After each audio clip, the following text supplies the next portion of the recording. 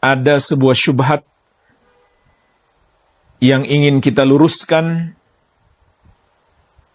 dan kita bantah, yaitu kata mereka manhajus salaf atau metode salaf dalam beriman kepada sifat-sifat Allah.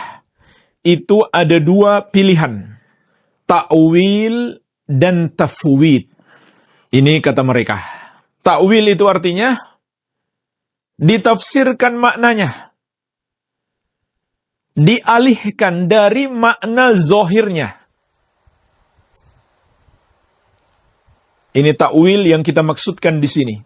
Jadi misalkan kalau Allah mengatakan atau Rasulullah SAW mengatakan Allah di atas arsy, di atas langit yang ketujuh, maka kata mereka itu nggak beneran di atas, tapi berkuasa di atas. Bukan Allah berada di atas, tapi berkuasa di atas. Jadi mereka takwilkan maknanya. Kalau Nabi SAW mengatakan Allah itu turun di setiap sepertiga malam yang terakhir ke langit dunia, maka mereka takwilkan, mereka bilang itu bukan Allahnya yang turun, tapi rahmatnya dan lain-lain. Dan kalau ada 10 kepala, bisa jadi 10 penakwilan. Ini kata mereka metode salaf. Maka ini tidak benar, bukan metode salaf. Justru metode salaf sebaliknya, sebagaimana akan kita bahas di kesempatan ini. Metode salaf yang kedua kata mereka adalah tafwid. Tafwid kebalikan daripada takwil. Tafwid itu artinya masa bodoh. Nggak mau tahu artinya. Kata mereka, kita serahkan saja kepada Allah artinya. Kita diam saja, nggak usah tahu apa itu artinya. Nggak usah ngomong, artinya sih apa. Jadi Allah istiwa di atas arsy. Apa sih itu istiwa? Nggak tahu kita artinya. Allah turun ke langit dunia, apa itu turun? Kata mereka, nggak tahu kita artinya. Kita serahkan saja kepada Allah. Itu namanya tafwid. Kata mereka itu madhab atau manhaj salaf. Dan itu tidak benar, sebagaimana akan kita bahas di malam hari ini. Jadi ini dua syubhat. Syubhat yang pertama, mereka bilang salaf itu adalah mentakwil sifat-sifat Allah. Syubhat kedua, mereka bilang bukan mentakwil, tapi tafwid. Menyerahkan saja kepada Allah Azza wa Jalla maknanya. Kita nggak perlu tahu artinya. Ada lagi yang mengatakan, ya suka-suka kita saja, mau pilih yang mana, dua-duanya pendapat salaf. Bagaimana membantah syubhat ini? Yang pertama, klaim kalian bahwa itu adalah metode salaf bertentangan dengan kenyataan. Itu bukan metode salaf. Metode salaf dalam sifat-sifat Allah adalah membiarkan sesuai dengan zahirnya. Maka kita katakan kepada mereka, kalian menyelisihi metode salaf. Dari mana kita tahu? Dari mana bisa kita katakan kalian menyelisihi metode salaf? Berdasarkan dalil Al-Quran, ijma' dan akal sehat. Dalil-dalil dari Al-Quran dan ijma' dan akal sehat yang menunjukkan bahwa metode salaf adalah membiarkan ayat-ayat itu sesuai zahirnya. Yang pertama, dalil ayat yang mengabarkan kepada kita Al-Quran turun dalam bahasa Arab. Surat Yusuf ayat kedua, Allah Azza wa Jalla berfirman, Inna anzalnahu Qur'anan Arabiyyan la'allakum ta'qilun. Sesungguhnya kami menurunkan Al-Quran berbahasa Arab agar kalian berakal, memahami dengan baik. Apa sisi pendalilannya? Kata Syekh Ibnu Utsaimin rahimahullah, wa hadza yadullu ala wujubi fahmihi ala ma yaqtadihi zahiruhu bil lisanil arabi illa an yamna'a minhu dalilun syar'iyyun. Ayat-ayat ini menunjukkan, kata Syekh, wajibnya memahami Al-Quran secara zahirnya berdasarkan lisan Arab atau bahasa Arab. kecuali apabila ada dalil syar'i yang melarang kita atau mencegah kita untuk memahami menurut bahasa Arab. Contoh jemaah sekalian, salat artinya dalam bahasa Arab adalah doa. Tapi kita nggak bisa memahami salat hanya menurut bahasa Arab saja. Nggak boleh kita tafsirkan seperti itu. Karena apa? Ada dalil syar'i yang mencegah kita, yaitu tata cara salat Rasulullah SAW. Tidak hanya dipahami secara bahasa, tapi harus dilihat perinciannya dalam dalil syar'i. Namun pada asalnya, ayat-ayat Al-Quran, termasuk ayat-ayat sifat Allah Azza wa Jalla, harus dipahami dengan bahasa Arab, sesuai dengan zahir bahasa Arab tersebut. Tidak boleh kita takwilkan macam-macam tanpa ada dalilnya. Baik. Jadi, ini dalil dari wahyu. Yang kedua, dalil dari ijma'. Sepakat ulama, tidak ada perbedaan pendapat. Memahami ayat-ayat sifat harus sesuai zahirnya. Tidak boleh ditakwil macam-macam tanpa ada dasar ilmu. Jadi jemaah sekalian, sebelum saya sebutkan penukilan ijma', saya ingatkan terlebih dahulu, ini bukan masalah khilafiyah. Ini masalah prinsip akidah yang kita nggak boleh berbeda pendapat. Barang siapa yang beda pendapat, maka dia telah keluar dari jalan Ahlus Sunnati wal Jamaah. Jadi ini ijma' ulama. Tidak ada perbedaan pendapat ulama Ahlus Sunnati wal Jamaah. Baik. Penukilan ijma' dari Al-Imam Abu Sulaiman Al-Khattabi Asy-Syafi'i. Wafat tahun 388 Hijriah. Jadi beliau ulama dari abad keempat Hijriah. Jadi sampai di abad keempat Hijriah, beliau pun telah menukilkan ijma' ulama ini. Apa kata beliau? Terhadap orang yang bertanya kepada beliau tentang bagaimana sih manhaj salaf atau metode salaf dalam beriman kepada sifat-sifat Allah. Maka beliau berkata, fa amma ma sa'alta anhu minas sifati wa ma ja'a minha fil kitabi was sunnah. Adapun yang engkau tanyakan berupa sifat-sifat dan dalil-dalil yang berbicara tentang sifat-sifat itu di dalam Al-Quran dan Sunnah, fa inna madhhab salafi, maka sesungguhnya metode salaf atau pendapat salaf, isbatuha wa ijra'uha ala zawahiriha, menetapkannya dan membiarkannya sesuai zahirnya. Perhatikan jemaah sekalian, ini penetapan atau penukilan ijma' dari ulama yang hidup di abad keempat Hijriah. Abu Sulaiman Al-Khattabi Asy-Syafi'i, salah seorang ulama dari mazhab Syafi'i. Itsbatuha wa ijra'uha ala zawahiriha, menetapkannya dan membiarkannya sesuai zahirnya. Wa nafyul kaifiyati wat tashbih anha, dan menafikan kaifiyah, cara, dan penyerupaan terhadapnya. Jadi jemaah sekalian, ini yang dinafikan, yaitu menafikan cara atau bentuk. Sifat Allah tuh bentuknya gimana? Gimana sih caranya Allah istiwa? Caranya, bentuknya seperti apa? Itu yang dinafikan. Tapi maknanya tidak dinafikan. Dibiarkan sesuai dengan zahirnya. Jadi di sini ada sebagian orang yang salah paham. Memahami makna tafwid yang dilakukan salaf. Jadi bukan tafwid makna, tapi tafwid al-kaifiyah. Dan juga menafikan tashbih. Menafikan tashbih. Penyerupaan Allah dengan makhluk. Wa qad nafaha qaumun fa abtalu ma athbatahu Allah wa haqqaqaha qaumun minal muthbitin fa kharaju fi dzalika ila darbin min at-tashbih wat taqyif. Maka jemaah sekalian, di sini Syekh mengingatkan ada dua kaum yang tersesat. Abu Sulaiman Al-Khattabi Asy-Syafi'i rahimahullah mengingatkan dua kaum yang tersesat. Yang pertama, mereka yang melakukan ta'til, menafikan sifat-sifat Allah yang Allah tetapkan untuk dirinya. Maka ini adalah bertentangan dengan manhaj salaf.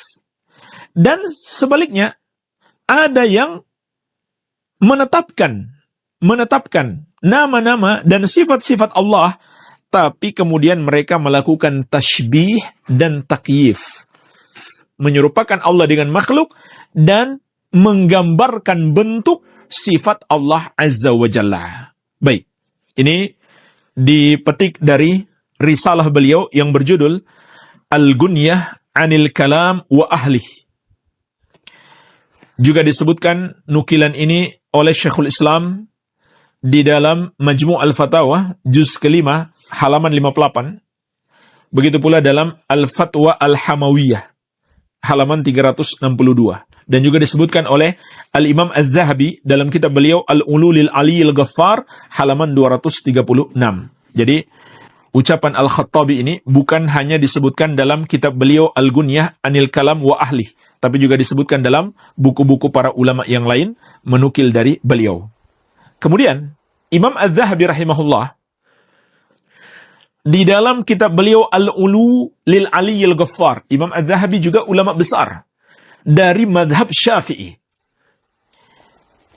Setelah beliau menyebutkan kesepakatan ulama yang dinukil oleh Al-Khattabi, jadi jemaah sekalian, kesepakatan ini diakui oleh ulama yang lain. Bukan hanya Al-Khattabi yang menukilkan kepada kita, tapi juga diakui oleh ulama yang lain. Di antaranya Imam Az-Zahabi dalam kitab beliau Al-Ululil Aliyil Ghaffar. Kemudian beliau berkata, setelah menyebutkan ucapan penukilan dari Imam Al-Khattabi, wa kadza naqala al-ittifaq 'ani salafi fi hadha al-Hafiz Abu Bakar Al-Khatib, thumma al-Hafiz Abul Qasim At-Taimi Al-Asbahani wa ghairuhum.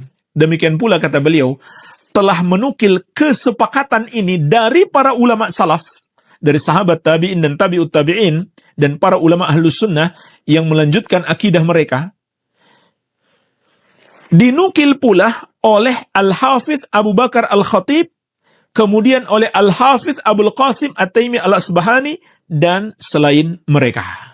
Jadi bukan satu, dua ulama yang menukilkan, tapi banyak ulama. Baik, sekarang yang ketiga, dalil dari akal sehat.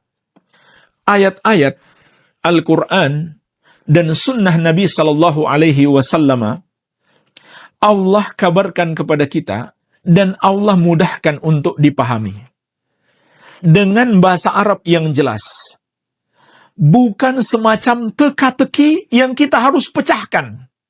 Jadi orang yang menakwilkan ayat-ayat sifat itu, seakan-akan secara tidak langsung mereka mengatakan, Allah tidak pandai mengungkapkan tentang sifat-sifatnya, sehingga kita yang harus menakwilkannya. Ini bahaya jemaah sekalian. Secara tidak langsung seakan-akan mereka berkata begitu. Allah nggak pandai menyampaikan tentang sifat-sifatnya, sehingga kita harus menakwilkannya. Makanya kata Imam Ibnul Qayyim rahimahullah, seakan-akan mereka menganggap Al-Quran atau hadis-hadis Nabi SAW yang berbicara tentang sifat-sifat Allah adalah kitab teka-teki yang kita harus mencari penakwilannya, bukan kitab yang mudah dipahami. Maka kita katakan, klaim kalian bahwa itu adalah metode salaf bertentangan dengan kenyataan. Itu bukan metode salaf. Metode salaf, sebagaimana telah kita terangkan tadi, berdasarkan dalil Al-Quran dan Sunnah, ijma' dan akal sehat, adalah membiarkan ayat-ayat itu, hadis-hadis itu sesuai zahirnya, tidak ditakwilkan macam-macam. Oleh karena itu, kalau kita tantang mereka untuk mendatangkan satu pun ucapan sahabat yang menakwilkan makna turun itu, bukan turun beneran,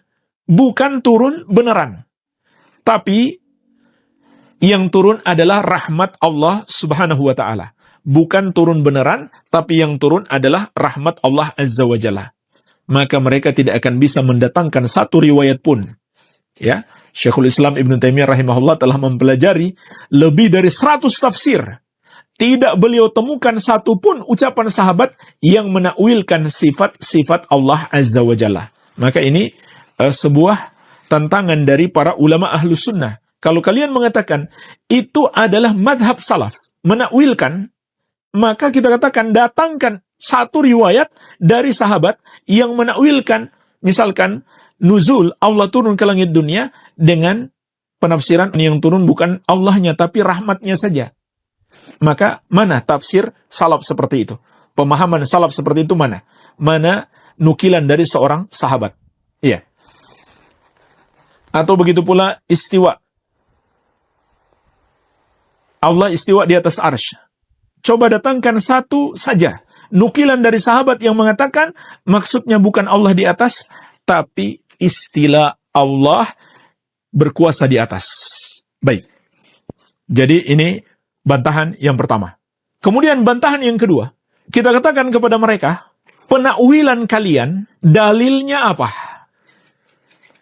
Dalil dari Al-Quran dan Sunnah yang mengatakan harus ditakwilkan seperti itu. Maka mereka juga tidak bisa mendatangkan dalil. Allah mengatakan, wa anad dahar, dan aku adalah ad-dahar, waktu. Tapi ditakwilkan oleh ulama, Allah pemilik waktu, penguasa waktu. Kenapa ditakwilkan begitu? Karena ada dalilnya. Apa dalilnya? Lanjutan hadis itu sendiri. Allah berfirman, uqallibul laila wan nahar. Aku yang membolak-balikan waktu malam dan siang. Maka ini ada dalil. Maksud waktu di situ, akulah penguasa waktu. Sedangkan yang kalian sebutkan tidak ada dalil yang mendukung penakwilan tersebut. Ini jawaban yang kedua. Jawaban yang ketiga. Di dalam hadis Nabi SAW tentang Allah turun ke langit dunia. Kata Nabi SAW, Allah berfirman ketika itu, Man yad'uni fa'astajiba lahu. Barang siapa yang berdoa kepadaku, maka aku akan mengabulkan doanya. Nah, jemaah sekalian, yang berkata itu adalah Allah. Yang mengabulkan doa itu adalah Allah. Jadi dibantah oleh hadis itu sendiri. Baik. Kemudian bantahan yang keempat.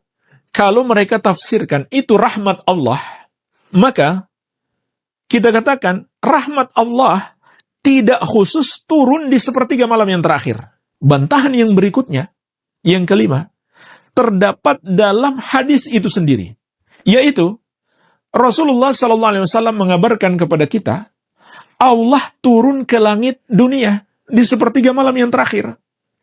Kalau itu ditafsirkan rahmat, ditakwilkan bukan Allah tapi rahmat Allah, nggak turun kepada kita dong. Kan rahmat Allah itu turun kepada kita. Tapi Rasulullah SAW mengatakan, ini turun ke langit dunia. Berarti bukan rahmat Allah yang turun. Allah sendiri yang turun ke langit dunia. Jadi, hadis tersebut pun membantah mereka. Baik. Ya, di sini juga ada jawaban yang keenam terkait dengan syubhat mereka yang lain, yaitu mereka mengatakan waktu kan berbeda-beda. Di Indonesia sepertiga malam yang terakhir, di Saudi belum sepertiga malam yang terakhir. Atau di Saudi sepertiga malam yang terakhir, di Indonesia sudah pagi. Maka bagaimana bisa dikatakan Allah turun ke langit dunia di setiap sepertiga malam yang terakhir? Maka jemaah sekalian kita katakan kepada mereka, jangan kiaskan Allah dengan makhluk. Kalau makhluk nggak mungkin melakukan itu. Tetapi bagi Allah Subhanahu wa Ta'ala itu sangat mudah. Sangat mudah sekali. Apa sulitnya bagi Allah? Tidak sulit sedikit pun bagi Allah untuk turun di setiap sepertiga malam yang terakhir di seluruh langit dunia, walaupun permukaan bumi ini berbeda-beda waktunya. Itu mudah sekali bagi Allah. Kok bisa kita mengatakan seakan-akan sulit bagi Allah melakukan itu? Nggak mungkin bagi Allah melakukan itu. Nggak masuk akal. Padahal Allah yang mengabarkan kepada kita melalui lisan Rasulnya SAW, lalu kita tolak dengan akal kita. Jadi jawaban yang 6 ini kita katakan kepada mereka, jangan tolak hadis dengan akal Anda. Sesungguhnya Anda tidak sadar telah mengikuti paham liberal. Paham liberal itu yang menolak dalil, menolak wahyu dengan akal-akalan mereka. Walaupun mereka dengan maksud melecehkan. Tapi kita katakan kalian bukan dengan maksud melecehkan, namun maksud kalian baik untuk mengagungkan Allah, namun cara kalian salah. Cara kalian salah, tidak mengikuti jalan salaf. Baik. Jadi ini paling tidak 6 sisi bantahan terhadap orang yang mengatakan madhab salaf adalah ta'wil. Lalu mereka memberikan contoh, salaf menakwilkan turun dengan rahmat. Dengan rahmat. Bukan Allah turun beneran, tapi rahmat Allah saja yang turun. Baik. Pembahasan terakhir sekali jemaah sekalian, bantahan terhadap syubhat mereka, metode salaf adalah melakukan tafwid. Jadi kalau Allah mengabarkan Allah turun, bahwa turun itu kita nggak tahu artinya. Kita serahkan saja kepada Allah. Itu kata mereka metode salaf. Maka kita katakan, itu tidak benar, itu bukan metode salaf. Bantahan Syekh Muhammad bin Shalih Al-Utsaimin rahimahullah dalam kitab beliau Syarhul Aqidah Al-Wasithiyah terhadap orang yang mengatakan bahwa metode salaf adalah melakukan tafwid. Ya memang ada sebagian ulama Ahlus Sunnah yang mengatakan seperti itu. Ulama Ahlus Sunnah belakangan misalkan. Seperti yang dinisbatkan kepada Ibnu Hajar. Maka kita katakan Ibnu Hajar tidak sesuai dengan pendapat salaf dalam hal ini. Ya. Maka Syekh Ibnu Utsaimin rahimahullah dalam Syarah Aqidah Wasithiyah menjelaskan, "Fa-aqidatu ahli sunnati wal jamaah bari'atun minat tahrif wa minat ta'til." Akidah ahli sunnah wal jamaah berlepas diri dari tahrif, penyelewengan, penafsiran yang batil. Dan juga dari ta'til, dari pengingkaran terhadap sifat Allah. Wa bihadza na'rifu dhalala au kadhiba man qalu inna tariqata salaf hiya tafwid. Oleh karena itu kata Syekh, dengan ini kita mengetahui kesesatan atau kedustaan, kesesatan atau kesalahan ataupun kedustaan orang yang mengatakan inna tariqata salafi hiya tafwid, bahwasannya metode salaf adalah tafwid. Haula idallu in qalu dzalika an jahlin bi tariqati salaf. Mereka sesat, mereka disebut orang-orang yang sesat kalau mereka mengatakan itu disebabkan ketidaktahuan terhadap metode salaf yang sebenarnya. Maka mereka disebut orang yang tersesat. Wa kadzabu in qalu dzalika an amdin. Dan mereka disebut orang-orang yang berdusta kalau mereka mengucapkan itu dengan sengaja. Bukan karena ketidaktahuan. Mereka sudah tahu. Itu bukan metode salaf. Tapi masih mereka ucapkan seperti itu. Maka mereka kalau begitu disebut pendusta.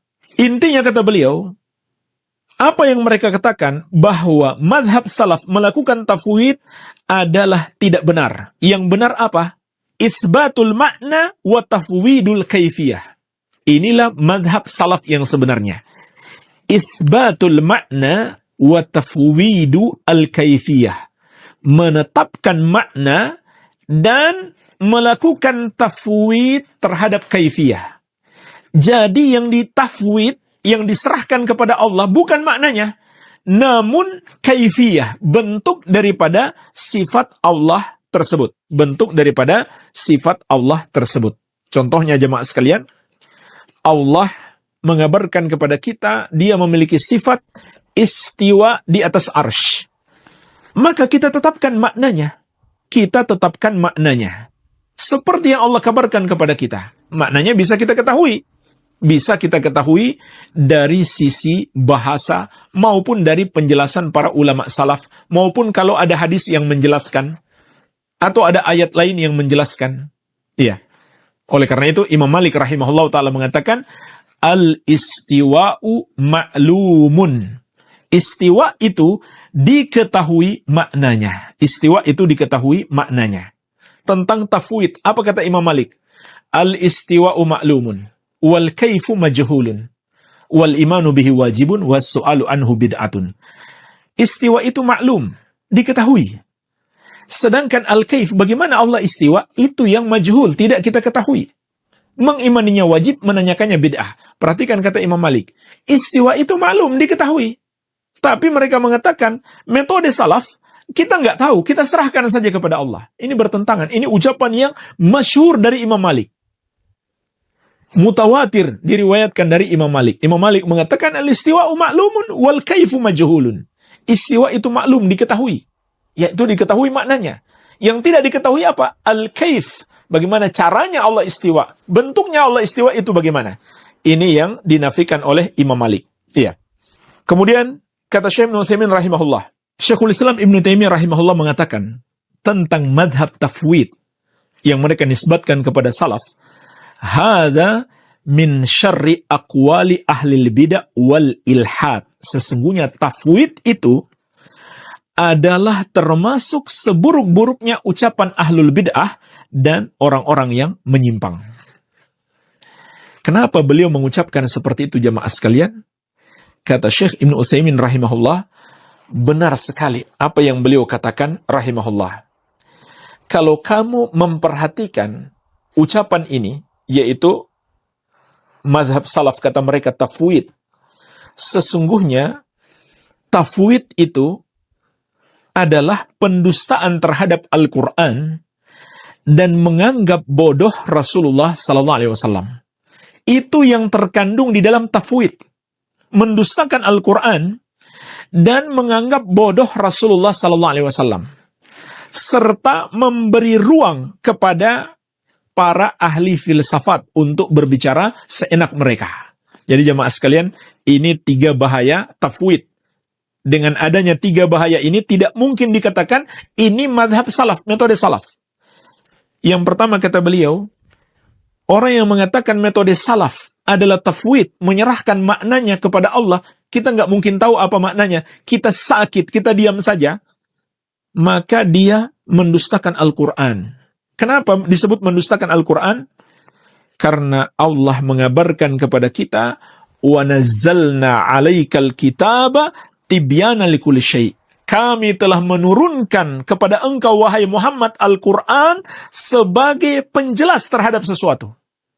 Jadi bagaimana mungkin kita nggak bisa mengetahui makna-makna sifat-sifat Allah. Begitu pula dalil-dalil yang kita sebutkan tadi. Allah menurunkan Al-Quran dengan lisan Arab. Allah sebut itu lisan Arab yang jelas Al-Quran. Bagaimana mungkin kita nggak bisa mengetahui?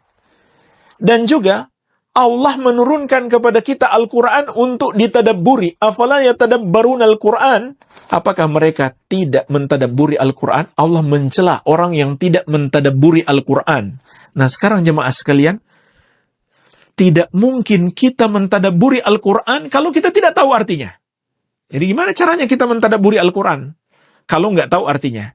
Jadi secara tidak langsung orang yang mengatakan madhab salaf itu tafwid, mereka mendustakan Al-Quran. Yang kedua, menganggap Rasulullah SAW bodoh. Menganggap Rasulullah SAW bodoh. Kenapa? Karena beliau tidak bisa memahami Al-Quran, tidak bisa memahami sifat-sifat Allah yang diberikan dalam Al-Quran. Tapi kalau mereka katakan, tidak, Rasulullah SAW tahu. Kita nggak tahu, tapi Rasulullah SAW tahu. Maka ini mengandung tuduhan yang kedua kepada Nabi SAW. Tuduhan yang lain, yaitu Rasulullah SAW tidak melakukan tugasnya sebagai Rasul, mengajarkan kebenaran yang beliau ketahui. Jadi ini bahaya tafwid. Kemudian yang ketiga kata Syekh, ini membuka jalan bagi ahli filsafat.